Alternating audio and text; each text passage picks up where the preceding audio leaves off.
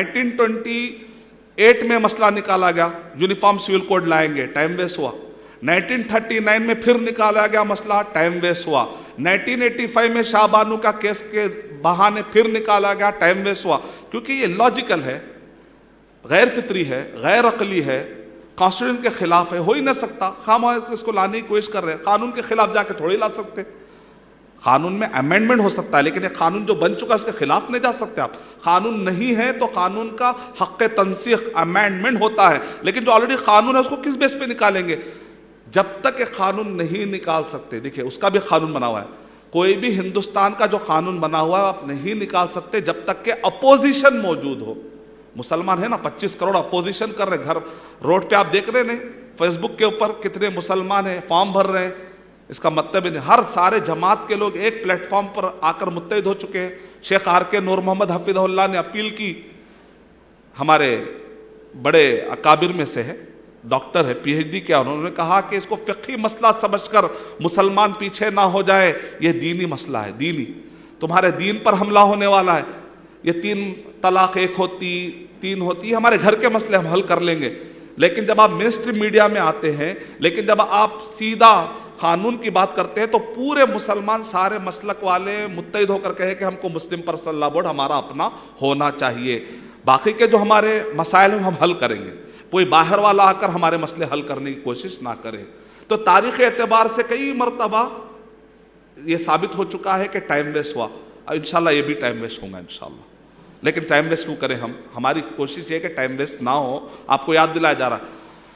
8واں point, religious politics. آخر ایسا کیوں کیا جا, جب اللاجیکل ہے, جب یہ غیر فطری ہے, جب یہ ایکسپیرینس کے خلاف ہے, تاریخ کے خلاف ہے, قانون کے خلاف ہے, پھر بھی کیوں کیا جا رہا ہے؟ 8واں پوائنٹ ریلیجس پالیٹکس ہے.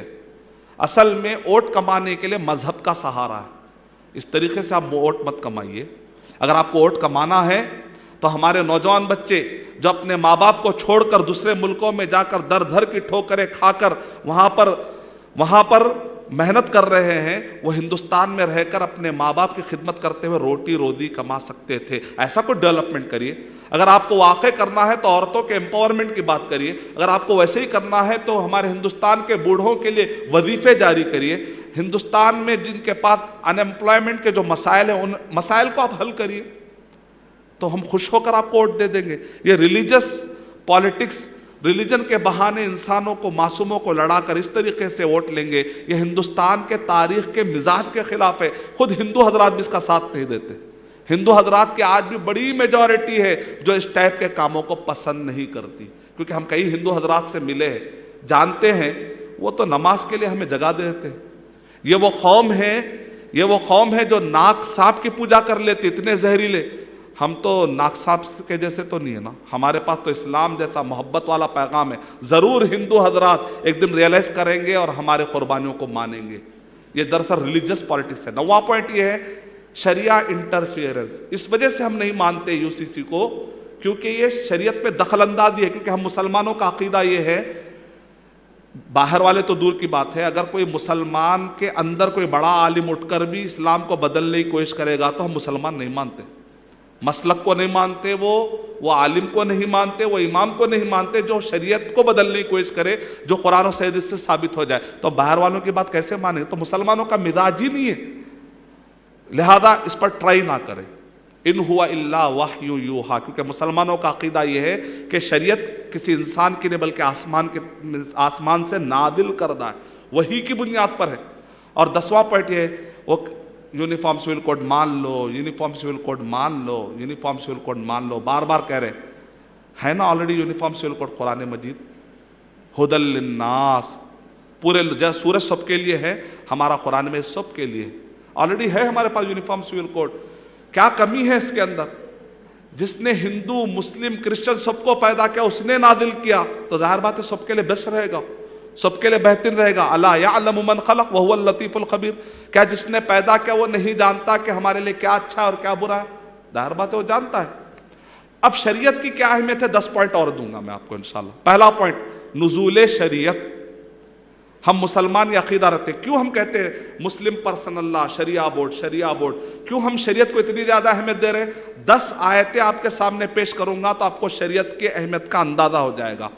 پہلا پوائنٹ ہے نزول شریعت، کیونکہ ہم مسلمان یہ عقیدہ رکھتے ہیں کہ شریعت مین میڈ نہیں ہے، یہ انسانوں کا بنا ہوا نہیں ہے، بلکہ اللہ سبحانہ و تعالیٰ کی طرف سے نازل کردہ ہے۔ اس وجہ سے ہم یونیفارم سول کوڈ کو نہیں مان سکتے، بلکہ ہم صرف شریعہ کو مانتے ہیں۔ شریعہ کا مطلب ہوتا ہے پانی کی باری، عربی زبان میں شریعہ کہتے ہیں پانی کی باری کو، ایک کے بعد ایک، ایک کے بعد ایک۔ عیسیٰ علیہ السلام کے زمانے میں شریعہ الگ تھی، موسیٰ علیہ السلام کے زمانے کی شریعت الگ تھی، تو ہر زمانے میں شریعتیں بدلتے رہتی ہے، لیکن دین توحید ایک ہی رہتا ہے۔ تو اس کو کہتے ہیں پانی کی باری۔ اللہ کے نبی صلی اللہ علیہ وسلم خاتم النبیین ہیں، اب آپ کے بعد کوئی نبی آنے والے نہیں ہے، اب آپ کے بعد کوئی رسول آنے والے نہیں ہے، قرآن محفوظ ہے، صحیح احادیث محفوظ ہے، لہذا آپ کوئی نبی کی بھی ضرورت نہیں ہے۔ تو اب یہ آخری جو شریعت آئی ہے اب قیامت تک رہنے والی ہے، اب یہ نہیں بدل سکتی، لہذا ہم مسلمان یہ کہتے ہیں آپ کا جو یونیفارم سول کوڈ ہے وہ ہم ایکسیپٹ اس لیے نہیں کرتے کیونکہ اب ہماری شریعت اور ہمارا دین اب بدلنے والا نہیں ہے، کیونکہ آخری نبی آ چکے ہیں، اب کوئی اور نبی اور کوئی رسول آئے گا نہیں، تو شریعت بدلے گی کیسے؟ یہ ہے مسلمانوں کا آبجیکشن، نزول شریعت۔ پہلا پوائنٹ، انا نحن نزلنا الذکر وانا لہ لحافظون، سورہ ہجر نمبر 15 کے آیت نمبر 9، سورہ نساء نمبر 4 کے آیت نمبر 105، انا انزلنا الیک الکتاب بالحق لتحکم بین الناس، انزلنا، اللہ تعالیٰ کہہ کر ہم نے اتارا ہے، تو یہ شریعت کا اللہ نے کہہ ہم نے اتارا ہے۔ قرآن اور صحیح حدیث، قرآن تو اللہ تعالیٰ کی طرف سے اترا ہے، حدیث بھی اللہ تعالیٰ کی طرف سے ہی ہے۔ دلیل سورہ بقرہ سورہ نمبر 2 کے آیت نمبر 231، وَإِذَا طَلَّقْتُمُ النِّسَاءَ فَبَلَغْنَ أَجَلَهُنَّ فَأَمْسِكُوهُنَّ بِمَعْرُوفٍ أَوْ سَرِّحُوهُنَّ بِمَعْرُوفٍ وَلَا تُمْسِكُوهُنَّ ضِرَارًا لِتَعْتَدُوا وَمَنْ يَفْعَلْ ذَلِكَ فَقَدْ ظَلَمَ نَفْسَهُ وَلَا تَتَّخِذُوا آيَاتِ اللَّهِ هُزُوًا وَاذْكُرُوا نِعْمَةَ اللَّهِ عَلَيْكُمْ وَمَا أَنزَلَ عَلَيْكُمْ مِنَ الْكِتَابِ وَالْحِكْمَةِ، وما انزل علیک من الکتاب والحکمہ، اور ہم نے کتاب بھی اتاری ہے اور حکمت بھی اتاری ہے۔ کتاب یعنی قرآن، حکمت مانے حدیث، یعنی قرآن اور حدیث دونوں اللہ تعالیٰ نے اتاری ہے۔ قرآن اور حدیث کی بنیاد پر شریعت بنی ہے۔ ہماری شریعت کہاں سے؟ آسمان سے اتاری گئی۔ قرآن بھی اللہ تعالیٰ کی طرف سے ہے، حدیث بھی اللہ تعالیٰ کی طرف سے، اس کو کہتے ہیں نزول شریعت۔ دوسرا ہے تحفظ شریعت۔ جو اہل کتاب تھے، تحفظ تو دور کی بات ہے، حفاظت تو دور کی بات ہے، انہوں نے تورات اور انجیل کی حفاظت نہیں کی، الٹا تورات اور انجیل کو بدل ڈالا۔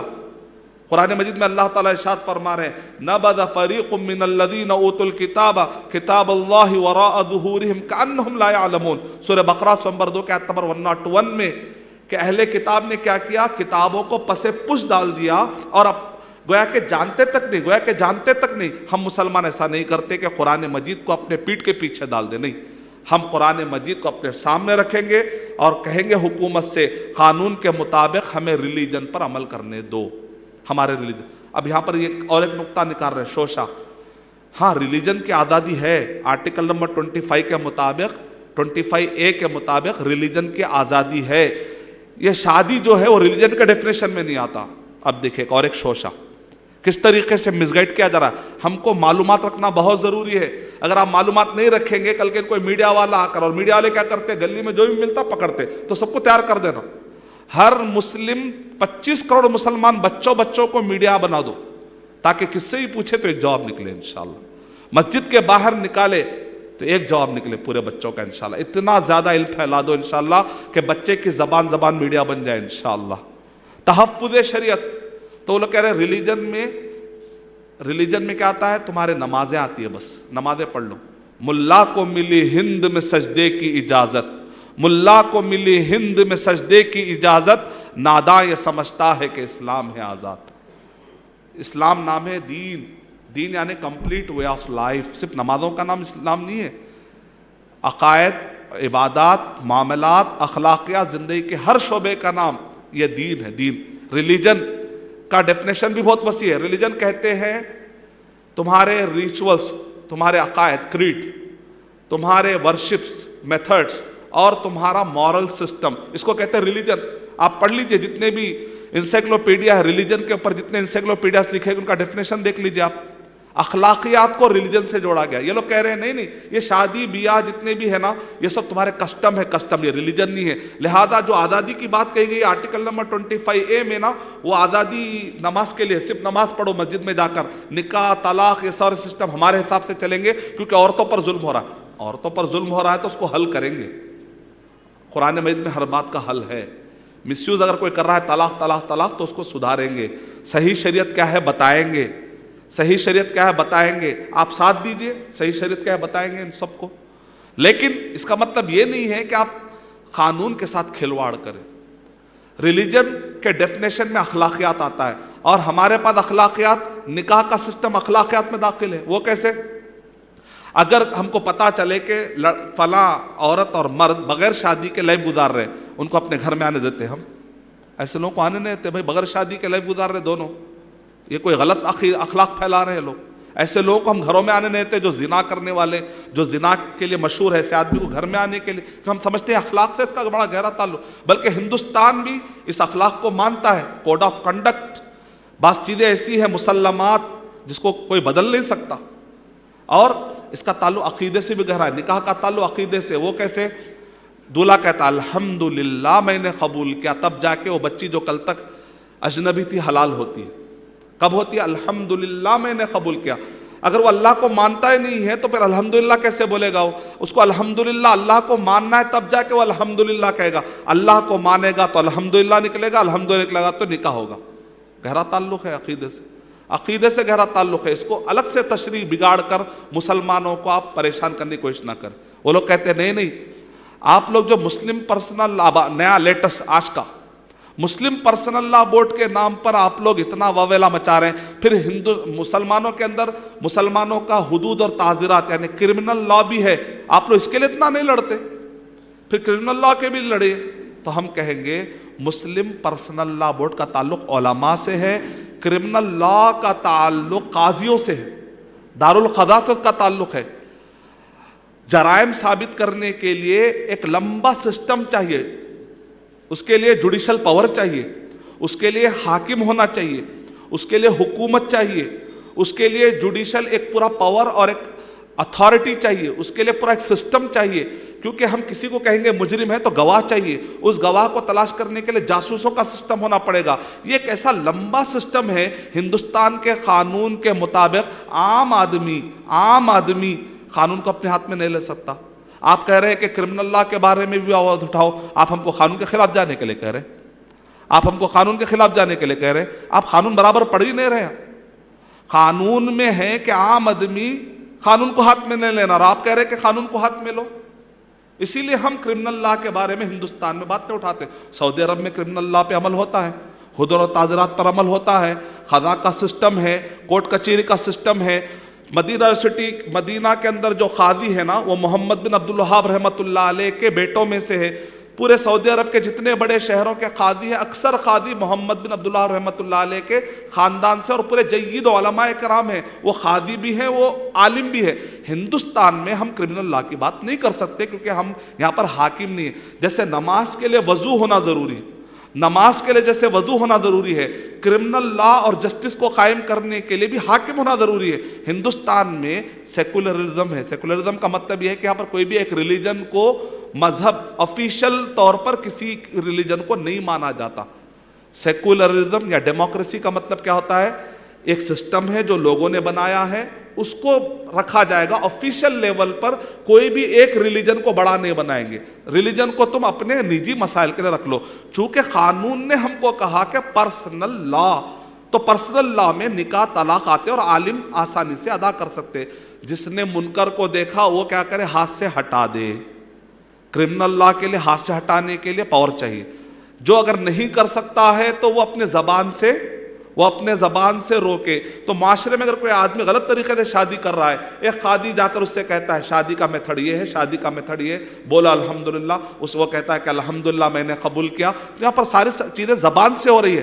مسلم پرسنل لا بورڈ نکاح طلاق خلا کے سارے مسائل جو ہے زبان سے ادا ہو رہے ہیں. اور تم جو کرمنل لا کی بات کر رہے ہو اس کا تعلق ہاتھ اور قانون سے ہے, اس کا تعلق حاکم سے, اس کا تعلق حکومت سے. لہذا دونوں کے درمیان کوئی جوڑی نہیں ہے. تم ادھر کی بات ادھر لا کر لوگوں کو کنفیوز مت کرو. تو یہ اسلامی اعتبار سے حاکم کے بغیر حدود و تعزیرات کرمنل لا نافذ نہیں کیا سکتا۔ انڈیا کے قانون کے حساب سے بھی عام مسلمان اپنے گھروں کے اندر کرمنل لا کو قائم نہیں کر سکتے، اس کے لیے گواہیوں کا ایک لمبا سسٹم ہوتا ہے۔ تو یہ پہلا نقطہ ہے نزول شریعت، دوسرا نقطہ ہے تحفظ شریعت، تیسرا نقطہ ہے محبت شریعت۔ ایک مسلمان کو شریعت سے محبت ہونی چاہیے، اگر محبت نہیں ہے، نفرت ہے، تو وہ کافر ہو جاتا ہے۔ سورہ محمد صلی اللہ علیہ وسلم نمبر 47 کے آیت نمبر 7 میں ذَلِكَ بِأَنَّهُمْ كَرِهُوا مَا أَنزَلَ اللَّهُ فَأَحْبَطَ أَعْمَالَهُمْ، انہوں نے اللہ کی شریعت کو ناپسند کیا، اس لیے ان کے سارے عمل تباہ ہو گئے۔ سورہ مائدہ نمبر 5 کے آیت نمبر 50 میں اللہ تعالیٰ ارشاد فرما رہے ہیں أَفَحُكْمَ الْجَاهِلِيَّةِ يَبْغُونَ، کیا یہ لوگ جاہلیت کو پسند کرتے ہیں؟ شریعت کے خلاف جو ہے اس کو جاہلیت کہتے ہیں، یعنی شریعت سے ہٹ کر کوئی اور قانون کے مطابق ہماری بچی شادی نہیں کر سکتی، ہمارے بچے شادی نہیں کر سکتے، اگر کریں گے تو جاہلیت ہے۔ اللہ تعالیٰ کہہ رہے ہیں کیا جاہلیت کو پسند کرتے ہیں؟ اللہ سے بہتر کون ہے جو یقین رکھنے والوں کے لیے فیصلہ دے سکے، قانون دے سکے؟ اللہ سے بہتر کوئی ہے کیا؟ کوئی ہے ہی نہیں۔ تو اس وجہ سے ہم کہتے ہیں محبت شریعت۔ اور چوتھا نقطہ ہے ہدایت و عدالت شریعت۔ گائیڈ لائنس پورے موجود ہے، تو ہم کہیں اور کی طرف کیوں جائیں؟ ہماری شریعت میں گائیڈ لائنس ہے، الف لام میم، ذالک الکتاب لا ریب فیہ ھدی للمتقین، شہر رمضان الذی انزل فیہ القرآن ھدی للناس، سارے لوگوں کے لیے ہدایت۔ سورج سب کے لیے نکلتا ہے۔ ایک آدمی آنکھ بند کر کے کہہ لے کہ مجھے سورج نظر نہیں آ رہا ہے، تو ہم کہیں سورج آپ کے لیے بھی نکلا تھا، آپ نہیں لے رہے۔ تو قرآن مجید سب کے لیے آیا تھا، لیکن لیتا کون ہے؟ آنکھ کھلی رکھنے والا متقی لیتا ہے، اس لیے ھدی للمتقین کہا گیا۔